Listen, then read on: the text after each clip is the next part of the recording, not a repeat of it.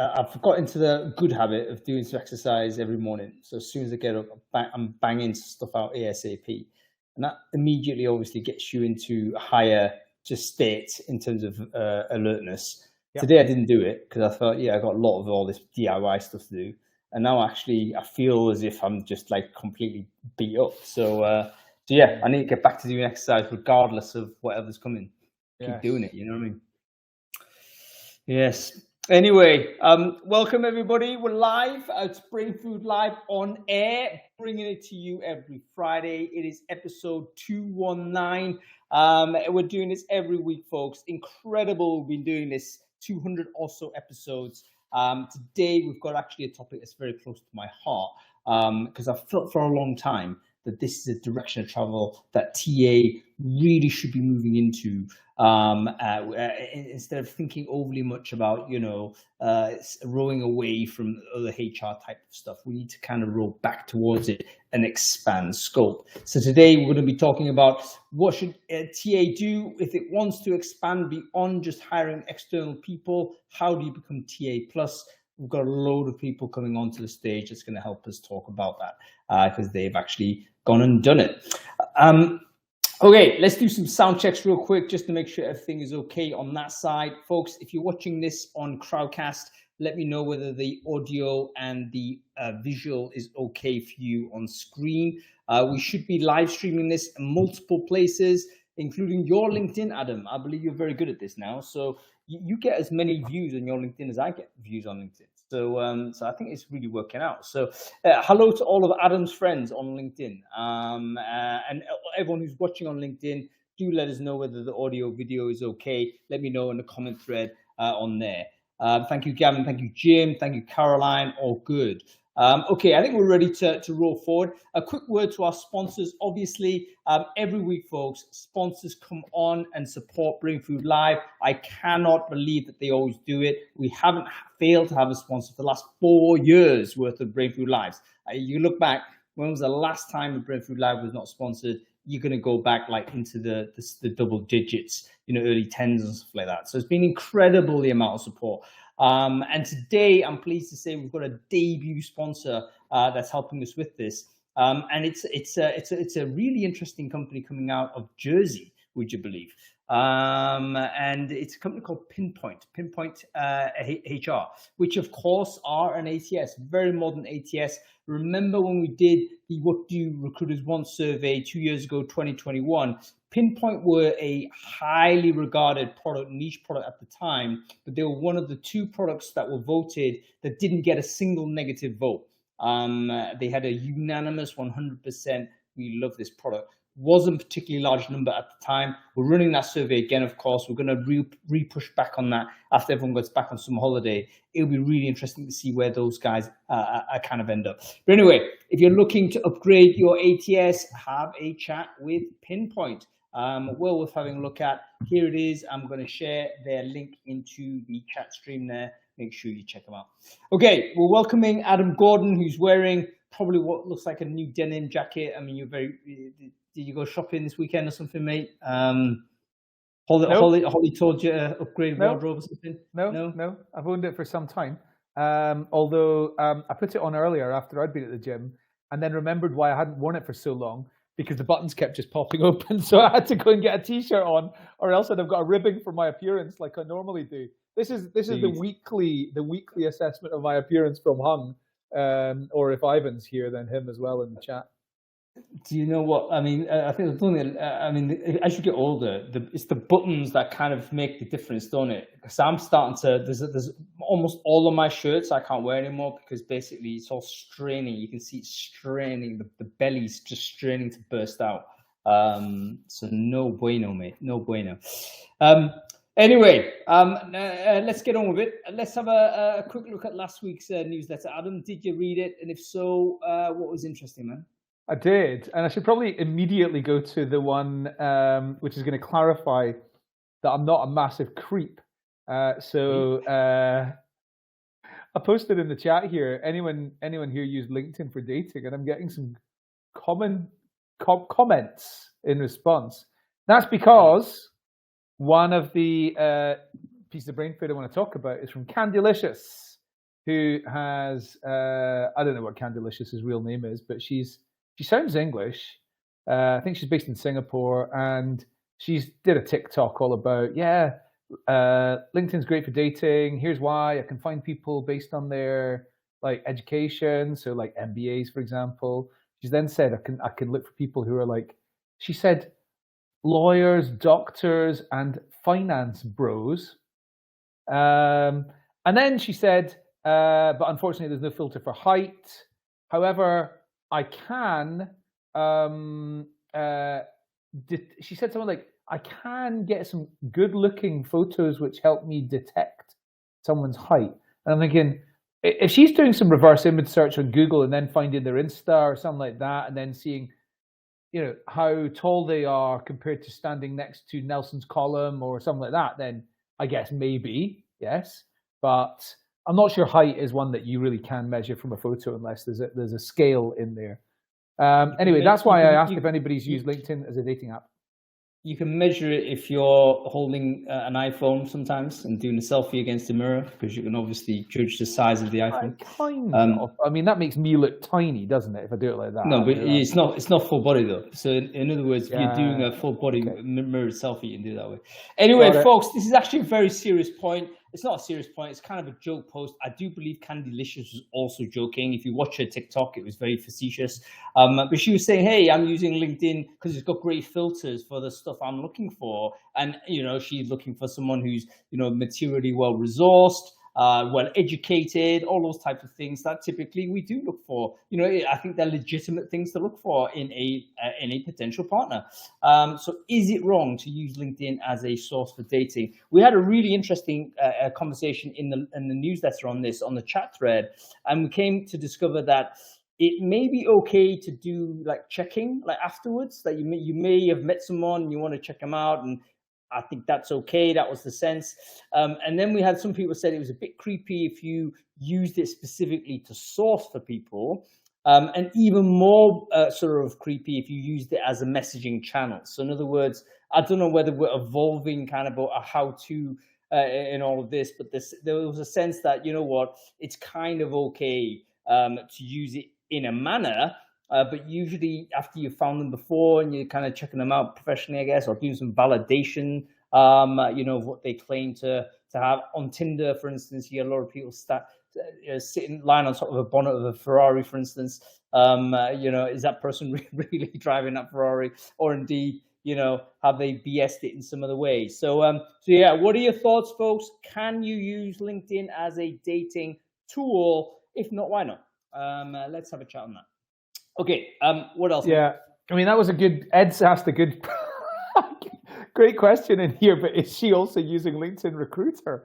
I mean, who knows? She might be on Sales Nav, she might find the filters are better on there, but I'll tell you what she's almost certainly not doing, and that is sourcing on recommendations. And if she was sourcing on LinkedIn recommendations as the recommendation, she'd find Mr. Hung Lee at the very top. That's right. Which would be pretty cool. Now, my comments are, this was a blog from a guy on the Boolean Strings blog. Mike Santoro. Yep. Right. So my comment about this is, I agree. I think sourcing people based on LinkedIn it's not recommendations, is it? It's like endorsements. Yes. I think sourcing on endorsements is a great thing to do, but I wonder how much bias is going to end up creeping in there, because I think people of our age, Hung, who started on LinkedIn 15 years ago or whatever, are going to have quite a lot of endorsements, because that was a primary feature back then, but I don't think it is anymore. So you're probably going to surface a lot more people who are in their 40s and maybe 50s than people in their 20s and 30s. And I wonder if that's an issue.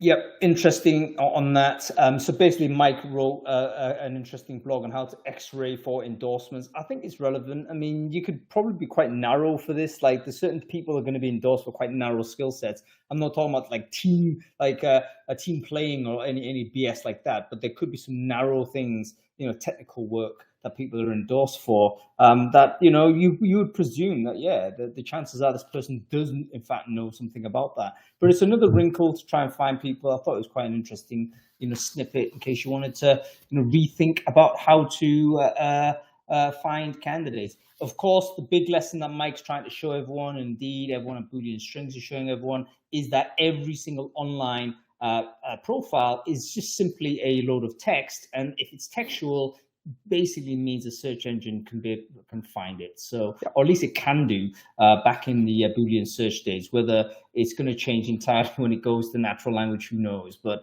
right now, you can still X-ray this, and it can still work.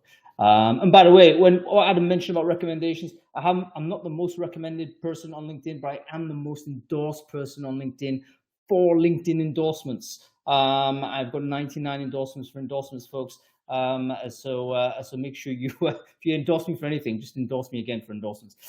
Right, give us one more minute. Culture.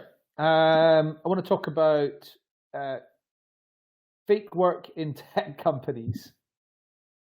Some of the descriptions of this phenomenon, was it in Fast Company or Business Insider? I can't remember, one of the two. Some of the descriptions of this concept of fake work, which it was primarily about tech companies, were things like a false sense of activity. That's what people are doing. Somebody talked about effort under the illusion of value, which I might also translate as effort towards the illusion of value. And the one that I really love was the concept of resting investing, which means doing absolutely nothing, just waiting for your share options to turn into like money for you. So that was an article I enjoyed. Has Hung gone or have I gone? Is what I need to know. Who's there? Who's not there? Oh no.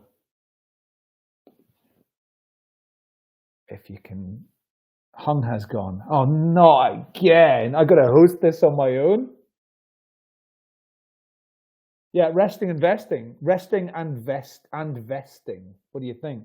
Resting, doing nothing. Vesting, your share options are turning into hard cash for you. And we've had this before. Hungless, it's the Adam Show, stuff like that. Sorry, I'm back. Yeah, for some reason I switched to, I had a VPN on for some reason. So I thought I'd switch it off and it just cut me off, froze me down. Your VPN was on because you were checking out your own Google results from the USA. That was right. I was zooming into different places. Actually, it's a good habit, folks. If you want to check out what's happening in terms of how the news is reported, go and VPN to a random place and then just load in the same sort of website and see what you get. You'd be surprised as to how the same story by the same publisher has a completely different twist to it. Make sure you do it, folks. You've got to be digitally aware. Okay, let's just get on that. Just on that, I am interested to know any sourcers here. I am interested to know if you're sourcing, if you're just take it up to the top. If you're searching Google, and you put in your search query in English, or you put it in French or in Spanish or another language, are you getting different results according to the language that you're using to do the search? Because we had some, when we were in France over summer, we had some discussion about this. We thought maybe we were getting different results by searching for things in French as opposed to searching for things in English. Anyway, sorry, slight tangent there. No, but worth having a look at, folks. Let me know. We've got lots of multilingual people on the show here, so be interesting to know. My instinct tells me you would, because the search isn't pure, and it hasn't been pure for a long time. It's all trying to provide or push relevancy to you, and it's making guesses as to what's more relevant. So presumably, it's going to be able to track whether you are searching in French, and would surface up more French language stuff. It would make sense. even though it means that you can't trust the search. I don't know whether anybody watched the Founders Focus this midweek. Was it yesterday? Which I did with Raj Mukherjee of Indeed. And he was talking about the general journey of discovery has always been towards recommendation from raw search, and taking the weight off the searcher to try and accurately, discover the thing, but rather putting it onto the platform to understand the intent and then deliver against your intent. Presumably, if you're typing in different languages from different locations, it's going to surface up different things. I think that's a positive from an efficiency point of view, but obviously a negative because it means that we're not sharing the same digital universe. And it means that we end up thinking we understand the same thing, but from very different perspectives, whilst being unaware that there is a different perspective. And that is a problem. So I think we need to understand that as searchers, as sources. That's something that is well worth us getting to grips with. Anyway, folks, let's get on with it. Adam, quickly on this topic about TA to TA plus. This is one of my little pet ideas. It's to say, recruiters, you can't just keep thinking about external hiring. You have to expand scope and do other things beyond that, because the bottom line is the overall ratio of full-time employees into a company, I think, will shrink as companies become more keen to get flexible labor, more keen to reduce fixed costs, more keen to have, if you like, labor on demand. Therefore, if we stick purely to full-time employees, the job and the function is going to shrink. That's no bueno. That's basically my thesis. Adam, what's your thesis before you bring on our guest and talk about it? I'm going to start with a cliche, which is around that like seat at the table. So the CEO isn't going to really care so much about hiring permanent employees, but the CEO and CFO and Chief People Officer very much care about the concept of what should our workforce look like in 1 year and 3 years and 10 years. So I think the concept of workforce planning is really vital in here. I think the concept of a total talent pool is really valid here. So that's the people working for you today, permanent, contract, freelance, the people who you might hire in the future, all of these different groups, the people who might want to work part-time, the people who might want to work from the beach or in your office. You got to think about all those things. And here's the big addition that I want to put in here. Which jobs are going to get obliterated by artificial intelligence? The person responsible for all this needs to be working closely with the information systems people in your company and the finance people in your company to be able to create models which can predict these jobs are not going to be needed as much in a year's time, and in 3 years' time, and in 5 years' time, they won't be needed at all. But these are jobs which are going to be emerging, which we will need. So we're going to need to work out, should we be moving these people in there? Is it a completely different skill set, et cetera, et cetera? So I think that the concept of automation and jobs being taken away by artificial intelligence needs to be a big part of this. And TA people have got tech-savvy TA people have got the right skills to be able to take a lead in this, and that subject is one that the CEO cares about. Yeah, I think that's a very, very smart way of looking at it. What is the impact of AI into the sort of work that your colleagues are going to be doing, and then figuring out where you need to pipeline in future and where actually you think you might end up having to close a function or a particular department or whatever it is, because it's going to be either automated away or people are going to get more productive with the use of technology. So yeah, super, super interesting. We actually need to do a show on that. Like, how do we go through the audit process to figure out, which jobs are subject or exposed to AI disintermediation? We've seen some reports on how to do it. The Goldman Sachs have got one, McKinsey have done one, but what is their methodology? Has anyone come up with a methodology that we could share? It might be useful for us to do that. Anyway, let me know in the chat if you think that's useful for us to do a show on auditing the future-proofing of the skills in your business, so that we can kind of figure out, which types of activities are going to stay around with us. Okay, let's bring our guests on here. We're going to just bring them all on immediately. Actually, Crowdcast has shown me a way to do this. How do I do this? Yes, Yasser is here.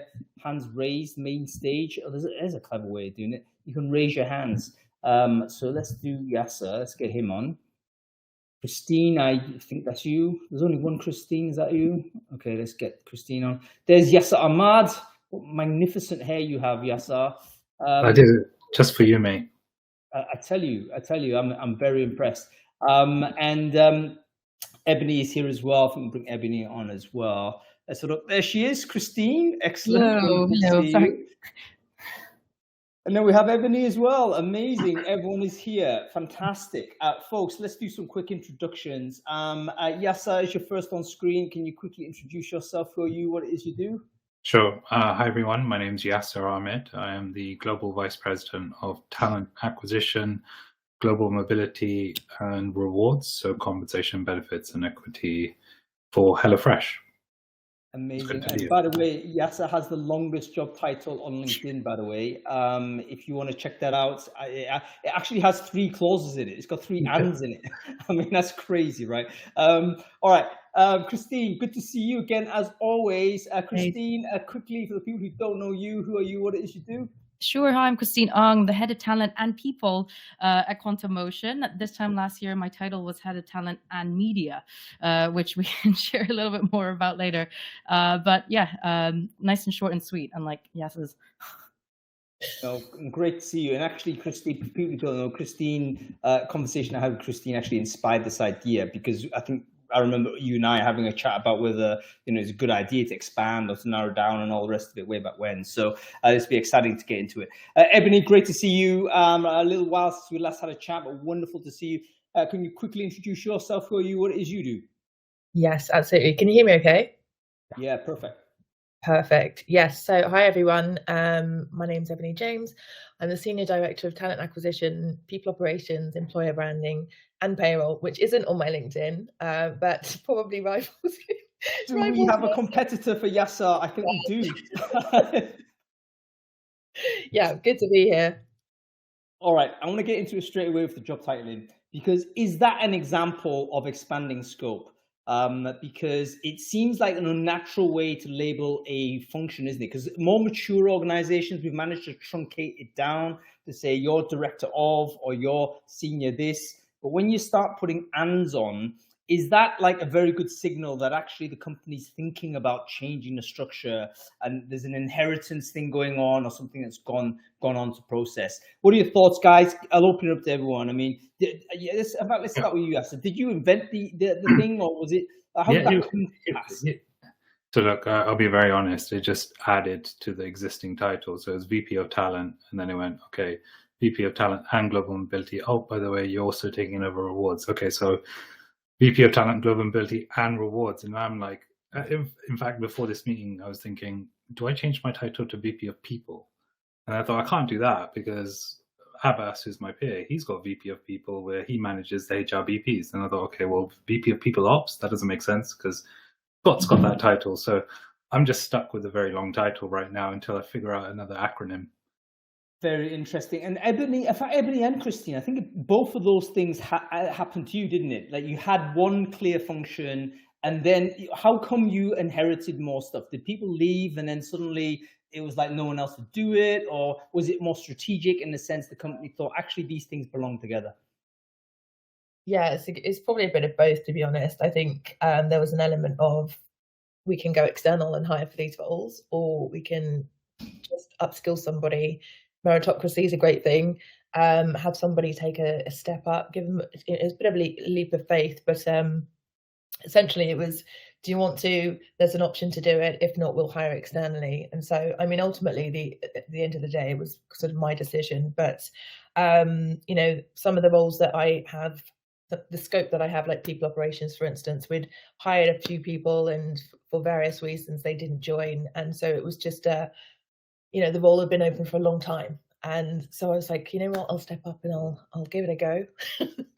And do you know what? I wonder whether you might just like end up doing a bit of the work without getting the title for a bit, right? So let's say your TA is kind of adjacent to some of this. and you end up having to do it because who else is going to do it? And then, you can't hire it, or for whatever reason doesn't happen. And then suddenly the title comes after the work almost. Christine, you're nodding your head on that. Is that how it happened with you? Yeah, for sure. And obviously where I'm working is much smaller. So when I joined 2 years ago, we were 12 people. So I was brought in to do the hiring.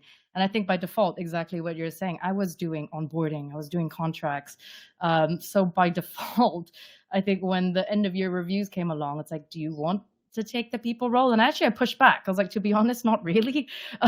If I had to, up to me, I prefer to do more L&D and coaching and the more D&I focused.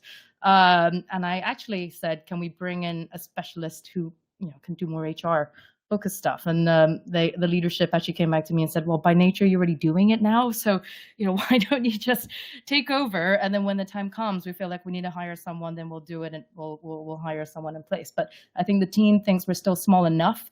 We're about 38 now, where I can handle the whole full cycle. And yeah, I suppose when the time comes, we'll end up hiring. So we do a bit of everything, admittedly not well. And I think I definitely scared the team when I showed them the employee life cycle and how much work there is involved in the whole process. And my focus really being just on one side, on the TA side, and how much other bits we need to do, and to do it really well. Start measuring. We don't even measure anything yet. So yeah, I think it just happened.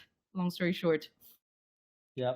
That's interesting, isn't it? So it seems that it's less strategic. It's more emergent in the sense that whatever happens in the context of that business, there's a gap, someone's left, it's very hard to hire. Certainly in 2021, remember, rewind back 18 months, no one could hire anybody. So there was a long period of time, actually 6 to 9 months or so, where there was no people moving. And you can imagine a lot of people having to just absorb some of these responsibilities. And then, obviously it might then become the obvious option to absorb this. Okay, a quick go on, Adam. I was just going to say that's kind of normal in a startup and scale up type of business, where somebody will have responsibility for a lot of different things, which then, as the company continues to grow, they either bring people under them to do those things, or they hand off those things to other people. So in Christine's scenario is quite normal.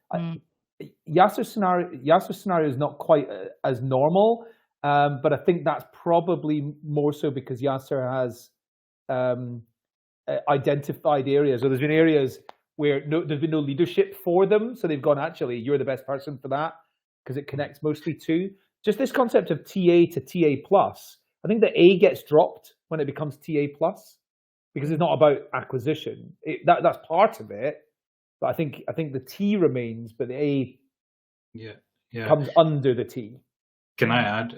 It's like the holistic talent landscape, right? So it's so for us, we're at 25,000 employees. So my TA team before, I had the rest of the team was about 150, and now collectively across the TA team, rewards and mobility, we have about 200 people. So when I was looking at it, I kind of said, well, where's the biggest contentious points for me? And it's usually compensation and mobility. And I thought, well, this is where the gaps are when you're trying to bring people on board. Like, how do you actually get them relocated majority of the time, excluding internal mobility, which is a different topic. And then, are we paying people the right amount of salaries? And so given that those were two very close areas to talent, I thought, well, if I take over those, it becomes a little easier. And I'm not a subject matter expert, so I don't actually manage the subject matter expertise, but I have leaders now, senior directors of talent, directors of reward, directors of mobility, that manage the function. But because they're under one roof, suddenly overnight, the connection between everybody was like harmonious. They were talking to each other. There wasn't fights. There wasn't, oh, global mobility is doing this, or there's a delay in comp. It just instantaneously changed, which is super weird, but very grateful for it. It seems to me that's a really interesting observation, sort of insight there, Yasser, but there's probably a very clear distinction between inheriting a function that may exist in some form, and you're kind of supplying the management overhead on an existing function, or a situation where if the function doesn't exist and you've got to just still be hands-on. I think that's like Christine's experience, right? So Christine, going to you on this, how did you feel when so you were presented with this option. On the one hand, you can see it's like career progressive potentially. Say, hey, I'm getting more responsibility. But on the other hand, it seems like it's more work, right? And more pressure coming at you. And if you're just one person doing it, it's like, yeah, like how do you divide time? Because you were probably 100% maxed out on TA anyway. So where is the extra when you're doing all the rest? How have you managed to do that? Yeah, and I think that realistically as well, speaking to peers in my industry, people who are more senior than myself, and going back to leadership and actually just being really transparent about your weak spots. Because I think the natural me thing to do is go, yeah, I'm going to do it. Like, you challenge yourself. But the reality is, I don't know much about policies. I'm, not up to date with what's happening with UK law and regulation. I usually just call someone up to help me with that. So being very transparent where your blind spots are and covering the gaps. So we actually hired like this HR consultancy that's I just literally call up if I need something with like disciplinary or anything like that. They write the letters for me and I just deliver it. So I'm like the face of what needs to happen. But the answer to your question, I think it actually stemmed from 2020. Like you mentioned, I was put on furlough. So when I was working in pure TA at FT at the time, I think that's what made me really second guess my role. Like, if in these kind of turbulent markets, we're not hiring and TA is always the first, as we can see in the market to put on hold, then what's next for me? And at that point, I didn't actually think, yeah, it's going to be a full people role. I just kind of thought, yeah, L&D, D&I. So when the opportunity does arise, I think, you have to say yes and just try it, right? And you figure out what along the way, what works for you and what doesn't work for you.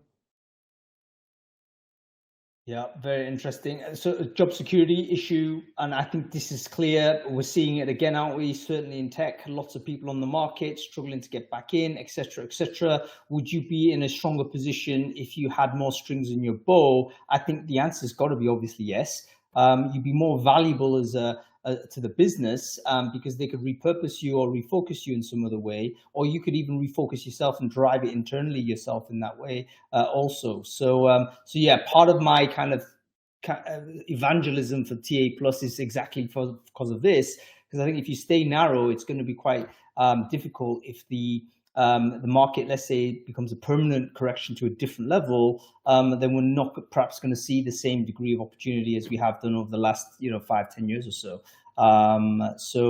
Okay, in terms of how you handle it though, basically understand what you're weak at and then try and backfill that with outsourced type services, or indeed get contract resource in, or potentially even hire full-time to drop in under you.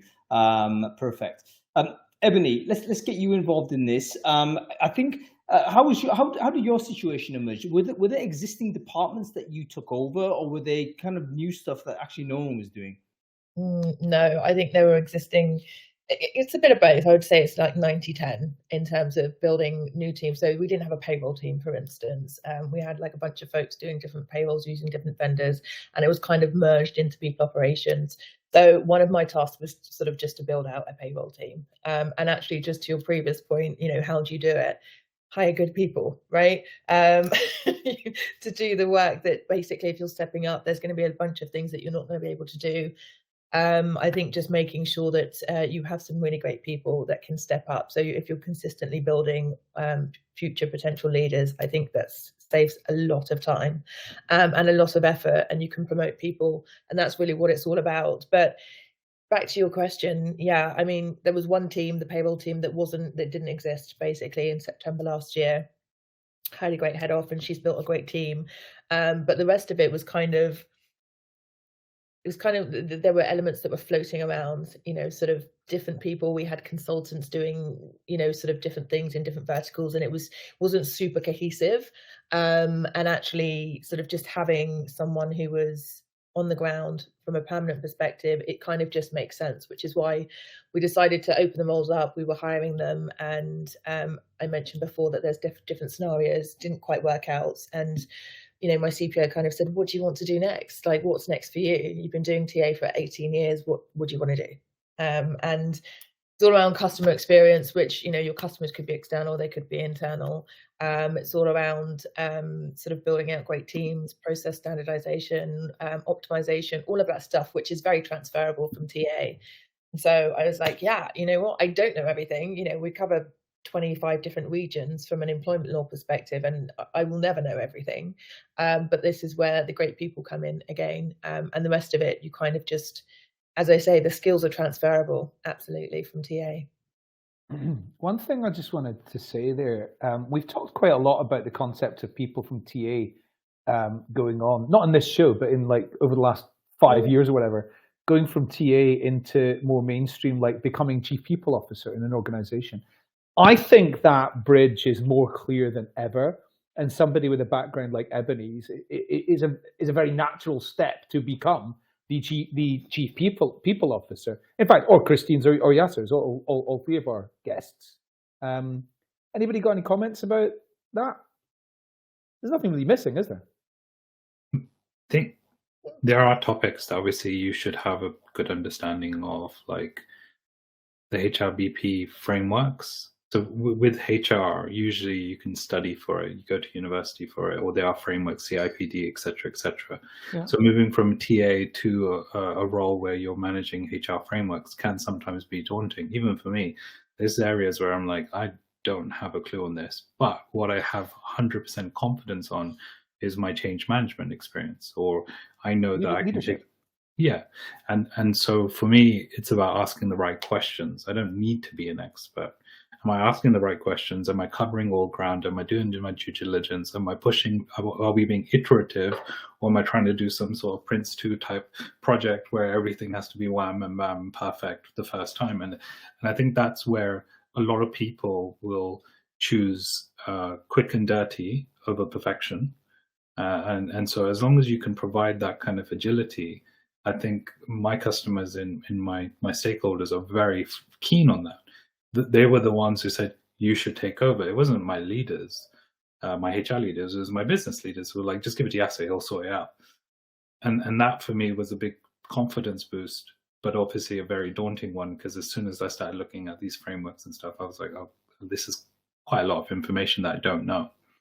Your point about like HR frameworks and like the technical aspects of that, I totally agree with.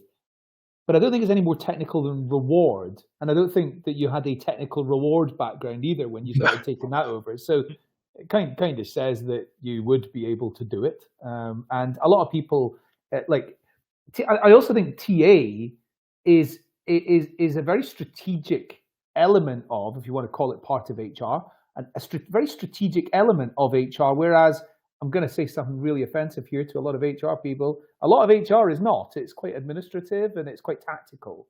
So that's the other reason why I think TA can go up and then come across and, lead that function potentially. Let's do with a couple of things straight off. Firstly, turf war. So I'm TA. I've got an equivalent in comp and bends or wherever it is. There usually is somebody in that at a certain size and scale. Learning. And suddenly there's a gap, and we're both going for it. How do we deal with it? Does that exist? If so, how do you deal with that scenario? What happens? How do you win? Let's put it that way. If you want to be absolutely crude about it, you want this opportunity, the other person wants it. How do you actually make sure it's you? And what happens when you have this person who knows their department, but you're now in charge of them in some way? Like, how does that play out? Any thoughts on this? I'll open it out to everyone. I lived this recently. So I have peers who've been in the industry for 25 years, who've done VP of people roles for 15 years. And so they walk on water when it comes to these type of topics. And suddenly here's me taking on the topic. They're like, what the hell is going on here? And it came down to simple things, clear objectives that we wanted to achieve, and I was very clear about them. Stakeholder buy-in was a massive part of it, like 60%, and set up for success. I was already set up for success. I had strong leaders in my existing function where it gave me the bandwidth to then take on extra work like rewards and mobility, whereas my other peers didn't have their leaders in place. So it was kind of right time, right place for me, which allowed me to take on more as well. So I know it's not, that means it's not 100% meritocracy. No, hang on. This is a really important point. Basically, in order for you to be better as this upgraded role, you need to have the bandwidth to do it. And the only way in which you're going to have the bandwidth to do it is if you've got an efficient process, a more efficient process in the team you're already running.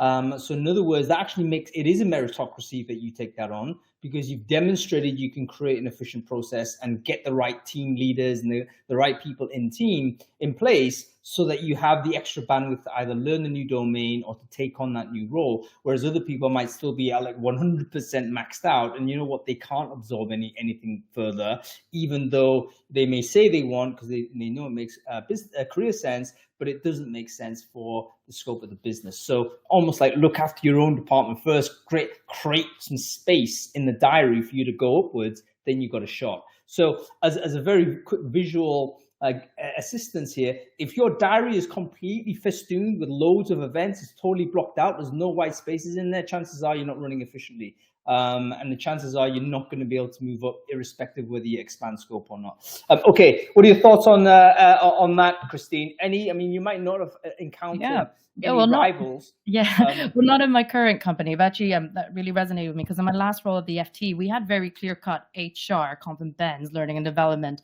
And because my remit as TA was entire product and technology, so actually I was really lucky where the L&D teams invited me to their training sessions, and I got to learn how they actually, do their intervention training programs. So that was really awesome. And I think for anyone out there who's maybe not a global head of just yet, and you are in a position where you're in a big company, there are other teams, definitely learn as much as possible. I think sometimes if you're in pure TA, you also run the risk of like the push and pull of HR and TA. It's like TA bringing people in, and then HR being like, oh, they're always so pushy. And, I've definitely lived that before. But the reality is, there's a fine balance. And I think exactly what Yas said earlier, it's stakeholder management, it's bringing everyone on board. And at heart, I think if candidate experience underpins everything that you do as TA, I think when it comes to an internal experience, it then transfers into like employee experience. So everything actually goes hand in hand anyway. So I think that's that one thing I do want to share is if you are not in a bigger company, you have the opportunity to learn from others, learn as much as possible, because you never know when the time comes and you need to actually roll it out yourself. Like performance appraisals, I've been on the other side, but I've now had to design it this year, and I've never done that before. But having been on the other side a couple of cycles, I have a vague idea. But you're consulting with teams, and I think that's where the consultative approach comes in. It's you're not designing it, you're just actually facilitating the whole thing. Yeah, and I think this is about sort of balancing the narrow focus, because people need to have focus and deliver against your own objectives. Yeah. But again, it kind of leans back to being more efficient as well. You've got to create some excess capacity where you can observe new opportunities and embrace them rather than be scared of them because you're so busy. So being so maxed out that you can't absorb new experiences, that's no good for anybody. Ebony, your thoughts on the politics side? I mean, again, we don't want to get too heavily into this, but there is always going to be a few little, if you're in a competitive scenario for the job, etc. That is one of the management challenges that you have when you're moving on up, isn't it? So how did you handle that? I've never been in that position, luckily. You killed them all before you got there. I think just my enemies didn't make it. Exactly. Not what I meant. There's never been another person sort of going for the same role, so to speak. And maybe I've been lucky in that respect, but the opportunity has always been very, very clear, and it's been there, and it's, do you want it? If not, then there's alternative routes we can go down. So I'm not really massively interested in the politics or competing for something. It's not that deep for me. Maybe it is for other people, but I think if there's something that I know I can do, and my manager or leader knows I can do it as well, it's highly unlikely that they're having the same conversation with somebody else, right? And I've for the last, my last 4 roles have been in startups where the need has been like quite high, and because everybody's got so much work, they don't want to take on anything else, right? So they're like, you can go for it if you want to do it, great, go for it. So yeah, I've been relatively lucky in that respect. Thank you. Can I just add some general? We know there's a trail of corporate corpses in Ebony's wake. Just a bit of general advice to anybody that's listened to this part of the discussion and thinks, well, actually, yeah, I am ambitious and I would like to go ahead and take over other parts of the organization or whatever. Without fail, every single person that I see who goes from being, say, a TA manager to being in some job where they're looking after much bigger things and whatever, they don't get there by being the best, deepest expert on talent acquisition. They get there because they can talk the language of their manager and their boss and the executive leadership team, and they can link everything they're doing back to the CEO's top 3 goals, whatever that might be. Yeah, I agree. I mean, generally, it's transferable skills, absolute tick, of course. But I think being able to, especially in startup environments, being able to, I saw a quote somewhere on LinkedIn, I forget who said it, but actually the best skill that you can have is being able to just get stuff done, being able to problem solve, quick fixes, keep calm, care about the customer, which in this case is the employee, and just be able to get stuff done and get stuff ticked off and resolved. The other stuff will come, right? That stuff is very, very difficult to teach, I think, just in terms of traits. You know what? So yes, you go ahead. Just in this environment right now, if you're thinking about yourself moving into HR or taking on extra responsibilities, what Adam said is really important, because a lot of people functions, they are very focused on employee experience, which is cool, and we should do that definitely. But we can't forget that we're here to make the business successful. So when you see a mission statement that says we're here to make the employees really, really happy, then that's not going to work. It has to be like, we're here to help the business become successful by making the employees productive, and we do that by doing X, Y, and Z. And I think I've been in numerous conversations about this recently where our TA function is very clear. We hire people with quality, speed, and diversity. And it was super clear that this was always going to contribute to our overall goals. And I think with some people functions, when there's that misclarity, you have an opportunity to go there and provide that clarity. And so being able to translate the company goals is very important. And this is why I said at the beginning, before our guests came on, that I really believe the biggest impact that we can have as people that have, maybe we've all started in TA, one of the biggest impacts that we can have is informing the business what the structure of the organization needs to look like, not just based on like humans, but based on what jobs don't need to get done by humans anymore. And that's a really big one. And the whole aspect of talent intelligence and these types of things all need to feature in this. Where should we put our factory? Where should we, where should we put that call center? And how long are we going to need that call center before technology is going to be able to? So it is a skill set that we have to, I think, probably go and, some more than others, go and really understand around the impact of that. In fact, hung in the newsletter from last week, is it called the Pew Institute or something? It was another one about the impact of jobs in the US specifically from artificial intelligence. It's not just about AI, it's about robotics and automation and other things as well. But I think that's a really important additional skill set and issue that we need to focus on. We're going to do that show, folks. We're going to do the AI audit show in terms of, what tasks, how do you actually sort of do an audit for what is the most exposed tasks within your organization against automation, so that may be useful to develop a framework, loose framework that someone else can go and develop. So we're going to do that. If you're interested in it, let me know in the comments. If you have the framework, let me know in the comments as well, because I don't know anybody's an expert there. So I'd love to get some more thoughts around a conversation, how we build a framework like this so that we can go and do that future workforce planning for that AI assisted world. That I think would be a very powerful project to get involved with. Also, we should do a how to get things done type of show, because Ebony and Yasser, you both mentioned it is a super important thing, just for productivity's sake, but also in terms of expanding scope. Of course, that may be the key thing, because your CEO is going to say, what the hell has this guy done? He or she's written some brilliant reports, speaks a good game, but I'm not seeing output. I'm not seeing anything that's affecting the business in a positive way. Guess what? You're not going to expand scope, bro. Do you know what I mean? So how do you actually get better at that? I don't know how to do that. I'd love to know. So that's another thing we should do. Folks, we always do this. We're a bit late because it's no longer the middle of the show. It's almost to the end of the show, but we want to make sure we do it before we finish. This is a conversation. Brainfood Live is a conversation starting show. It is never going to be a chokehold to stop a conversation. You want to make sure you want to talk to other people that want to expand scope in TA. So make sure you use this opportunity to do so. Grab your LinkedIn URL, share it in the chat stream if you're watching this on Crowdcast. If you're watching this on LinkedIn, any of the LinkedIns out there, or on Facebook or Twitter or whatnot, do the same thing. Share your LinkedIn profile URL into the comment thread there, and then just add anybody else, connect with them that you see. Every week we get 20, 30, 40 people that basically boost their connections by that number every week. I think some people just turn up purely for that. I mean, fair enough. Candylicious, feel free to check out my educational background. Yeah, some people I'm sure just got this entire show on mute. They're just waiting for this thing so they can go and connect with people. That's totally fine.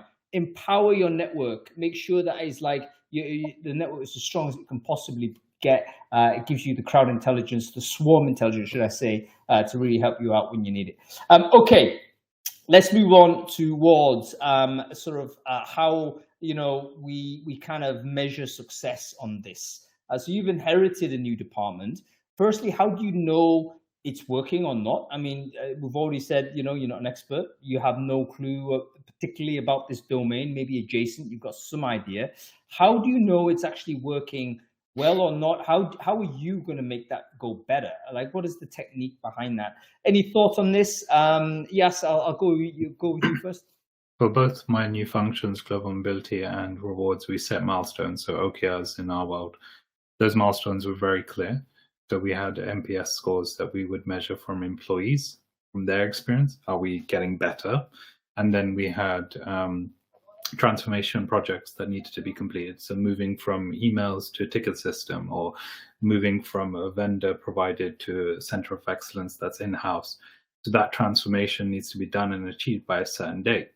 So for us, that's our measurement. So we got the one measurement that's on a delivery item and then one measurement on actual NPS scores, which is really helpful because our NPS scores have been improving, and when they dipped, we knew why they dipped, because we saw, actually our response rate or response time or quality of response was lower. When it comes to the more technical aspects, it's all about the project-based delivery. So are we delivering X by X date? Yep. And this pertains to obviously existing functions and stuff, doesn't it? So Ebony, go to you with that, probably quite similar, I guess. What's your thoughts on how to manage a team or department where it wasn't your domain and you've got to kind of judge whether they're good enough? I mean, how do you do that? I mean, due diligence in the first instance. I think I spent probably the first month just listening and meeting everybody in the team, finding out what they were doing, sort of assessing their skill sets, their strengths, and understanding what they would change if they could. That's kind of where I started first of all. I mean, we didn't have even like a Jira ticketing system for all our requests that were coming in. And that was one of the first things that I implemented very, very quickly. Because actually, if you looked at the engagement scores, which is also another thing that I used, it was very, very telling that, all of these requests that were coming in were causing people to be anxious, let's say. So systems, people, engagement, process, finding out what we could do better. I'm not even going to say like OKRs because we were so far from being able to set those up. Just getting the fundamentals right and making sure that the people were happy and making sure that they were delivering as well. And even if they weren't, finding out why and seeing if we can turn that around, I think was the most important things for the first, I would say, 2 to 3 months. Then, yes, the fundamentals, putting in a Jira ticketing system, building dashboards and going from there, and then eventually creating SLAs. That's where we're at the moment. The next thing is KPIs. Yeah. Just to reiterate, I think everyone might just get an intuition on this, but intuition arrived late to me, so I just want to articulate this. But it's an ongoing affair, isn't it? It's not one of these, oh, here it is, it's done. It's kind of you are yourself iterating in your relationship with that department and then trying to constantly improve on it. Christine, go to you on this, because obviously it's a slightly different situation. You're still hands-on in a lot of this stuff. You mentioned earlier on you haven't had time to put the metrics in because it's like too early for it. Have you sort of had people come to you with this to say, okay, how we're doing in this department, and then Yeah. what do you say, and what's your plan on delivering an answer to them? Yeah, of course. And I think that's the beauty of the blank canvas, right? Like, again, quite similar to what Ebony said, I also kind of had a chat with the team and figured, I knew what needed to be done, but you kind of need to get buy-in and make sure everyone's on board, right? But obviously getting the ATS in place and whatnot first.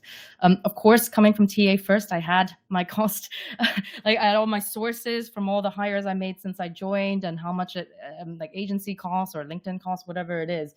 So ironically, actually, my CFO came to me this week, 2 years later, I've joined, and said, hey, Christine, are you actually keeping track of anything? I'm like, funny you say that. I have a list. So I literally just shared it with him 2 days ago. He said, thanks, this is really helpful. Let's use this moving forward. So I think pure TA does kind of teach you to start, looking at things like cost per hire and metrics.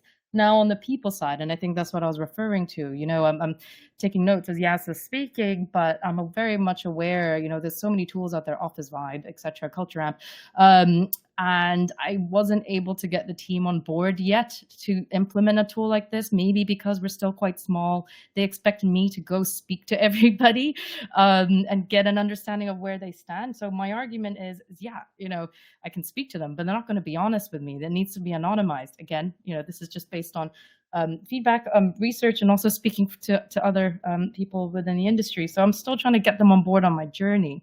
And I think whilst that's happening in the background, I've just used a simple Google form and just said on our Friday meetings, look, if anything comes up between now and then, your feedback from management, feedback on anything, feedback about our labs, just put it in this Google form. So hoping that you just start with something small, it will show us some sort of data, and then we can get buy-in from leadership. I think that's the only way at the moment, without getting too much investment, that I can be able to validate what I need to do. Yeah, and until I get some data, and I can't exactly say what we've done on the more HR and measuring, like employee measurement side. No, Christine, you've just said exactly the line. You've got to almost evidentialize. Is that even a word? Let's invent it right now. You got to evidentialize what's going on. Evidence. Evidence. Evidence. How is that better? Because that's an actual word. That's why. I'm coining it today. Right. The point is, we have to get away from just being able to just operate on that intuition basis, because I think the leadership probably already has the intuition, but something's stopping them from going forward with decisive measures without the evidence. And it's your job basically to evidence that or evidentialize that, which way you want to put it. Okay, cool. Let's move on to the final kind of question to the crew here. There may be TA people in the crowd. In fact, I guess they are, because they wouldn't have registered for this without thinking about it, that they also want to expand scope. They're currently in narrow frame. They're currently saying, okay, my job is external facing, hiring external full-time employees. I want to do a little bit more. How would you advise them to go about that, where there isn't an obvious circumstance where they inherit it? Is there a way in which they could agitate for it, demand it? Like, what is the approach? How would you suggest they best position themselves to go to TA plus? Yasser, go to you first. They need to define clear objectives, which is another way of saying they need a plan. Clear objectives for me personally was, I want to get closer to global mobility and compensation so I can ensure a streamlined process, and so that global mobility processes are quicker and more aligned. So the whole higher piece up until they start on day one was more combined, and that allowed me to steer my conversation with a clear objective for the business. They were like, okay, that makes sense. He wants to improve the overall process, not just hiring, but bringing them on the whole process. So yeah. Right. So quickly to summarize, hope is not a plan, folks. You need to actually have a defined objective in your own mind, just an understanding where you want to go, how you think this is going to be more optimal for the business. And I think once you have it kind of fixed in your own thoughts, then you can orientate your own behaviors towards getting that, delivering that goal. Okay, I go to you, Christine. How does someone actually go for this? Yeah, I was just kind of thinking, if you in a startup, I think that's definitely more opportunities to do that. But if you're not, reflecting on my role at the FT, the reality is day-to-day recruitment, there's always something, right? And that's blocking your hiring pipeline, whether it's, hiring manager that needs additional training, or maybe on the D&I side, there's some additional work that needs to be done there. I think there's always little bits in the process that could do with that could be improved. So if you're able to kind of volunteer yourself to your manager, et cetera, and say, look, there's something here that's blocking us. It is, hiring manager inefficiency. You can then maybe suggest to do some hiring manager training there. That's when you venture into things like coaching and L&D, right? So really identifying what the problems are. So that's natural progression to be able to unblock that, and you can learn something new. So that's my tip. Right. So in other words, there's a problem. You don't just bitch about the problem, but actually come up with a solution. And oftentimes that solution may involve you getting outside of that narrow TA frame and getting involved in other stuff. So have an opportunistic attitude to problems. Ebony, final word to you. How would you advise a young person who's thinking, I'd love to be TA plus? Yeah, I think just what Yasir mentioned, which is making sure you've got a personal development plan. Even if it's sort of bare bones, make sure there is something there so that you can measure your own success. But I think from a TA perspective, if you're just doing sort of the bare minimum of sort of what a recruiter does in terms of you do the full 360, but you're not involved in workforce planning. You're not asking the questions to the business partners or talent development or the org leaders in regards to why the requisitions opened up, and, working with them to figure out if the role makes sense, if there's anyone internally that can be promoted before you go to market. I think these are some of the questions that are a bit more consultative, but also get you working with a little bit more closely some of the other verticals within people teams. I think working with business partners, working with finance, working with even people operations, understanding who you're handing the baton over to after the talent part of the process, the talent acquisition part of the process is done, is also very important. And then there's also obviously, if you find a problem and it's not necessarily within the TA scope, there's the blurred line, work cross-functionally with another team who should be involved, for instance, people operations or business partners, and get a project going, right? And it's a good way to dip your toe in the water, figure out, actually, is this for me? Maybe it's not, and maybe you want to go in a different direction after you finalize that project. But actually just putting yourself out there and helping fix some of the issues whilst working cross-functionally, best way you're going to get the experience, but also it's the best way for you to understand whether or not you're going to enjoy doing that role moving forward. Absolutely. So in other words, don't be hostile to all of these what you think are external things. They're actually opportunities or pathways for you to learn and potentially advance your career going forward. Okay, fantastic. Guys, this has been a really great conversation. I think you can continue going forward further, but however, it is 3 o'clock already, so we have to close it off today. Thank you so much for joining us, guys. We're going to say goodbye to you now. Great to see you, Yasser. We're going to catch up soon, I hope. Great to see you, Christine, as well. We'll definitely catch up soon, I believe. We're going to see goodbye to you, Ebony. One of these days, we're going to catch up. We're going to go out in Barcelona. It's happening next year, okay? See you later, guys. Have a very good weekend. Thank you so much for the chat. Thanks, folks. Have a good one. Thank you. Bye.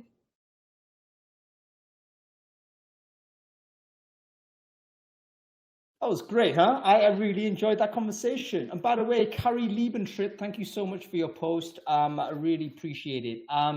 So folks, that's about it for today. Thanks for watching. We're back next week. We're going to be talking about how do you get sort of budget for how do you argue for budget in a recession? Folks, we're not in a recession technically, but it feels like one, doesn't it? No one seems to be having budget. We're going to speak to people who basically think they've got a way to justify getting some money in tough environments. So make sure you sign up to Brainfood Live on Air next week. We're going to be talking to Nick Thompson at IBM and Ariel Kilroy at Dado. They're going to help us think through this. And make sure you follow the channel, by the way, if you like this type of conversation. Okay, that's about it. We'll see you next week. Thanks for watching. Cool. That was a good show. Great guests. Good, important topic. And everybody needs to know about this topic. Yep. I think so, and I think the great examples as well from all of those three at different stages. One thing we're missing is probably the enterprise side. So I think we could probably replay that show with three guests from enterprise. Let's say, let's get someone from banking, for instance, or someone in government, and then have that dialogue. I think there'll be similarities, but probably reasonable differences as well, in the sense of you're probably going to have to be inheriting a lot more. It's going to be less about getting involved straight away. There's going to be that inheritance factor. I think might be worth discussing, but who knows? That's a thought bubble for another time. Well, it is. Anyway, I was just thinking there. HelloFresh is probably an enterprise-sized level organization, but fast. Yeah, exactly. That's the thing. The thing is, startup culture, I would imagine, still, which means lots of moving parts and a lot more fluidity than JP Morgan. Well, here's the thing. I mean, I think in Start, one of the advantages is that you do get exposed to these opportunities. So I think you can accelerate, which is part of the reason why it was very attractive to do TA and HR in those spaces. But what does it look like if you started off in JP Morgan or something, or you started off at the HMRC or whatnot? Like, is it even possible to do that and climb through? Probably a lot more difficult, I would imagine. Well, and Andy came on and told us it was at HMRC, remember? Yeah, he had it. It might be time to get him back on, actually. It'd be quite cool to investigate. I think it would be obviously more fixed. There's probably more formal processes. I think it'd be a lot slower. It may not be exactly as we've described right here. It might be you've got to break into a smaller organization. Yeah. Anyway, what you got planned this weekend, mate? Anything interesting? Gonna take my kids to go and watch Rangers tomorrow. That's not interesting, mate. Gonna go and buy some school uniform. Oh, and a new Fitbit. All right, cool. You've worn out your Fitbit, have you? Well, no, I got a Google Pixel Fitbit, and it was useless. Too many features on it I never used, just drained the battery. It needed charged twice a day, and eventually it stopped charging at all. And the what do you call it? I was wearing it basically as a bracelet for about the last 6 months because I haven't had the time to go and actually change it. And then the face actually came off. So I haven't got anything on now. Yeah, totally useless. Yeah. Anyway, what am I doing? I'm going to do nothing. I mean, basically, there's friends that want to catch up with me, but I'm too knackered and I've got work to do. So you need to sleep. I do. I need to sleep, but I've got to pound through because I'm definitely going to Wreckfest now. So I've booked my ticket, and I realise I've got to do a talk. I've got to do all kinds of crazy crap. So yeah, shit to do, man. Busy. Okay. All right, listen. Enjoy. Let you go. Yeah. Cheers. See ya.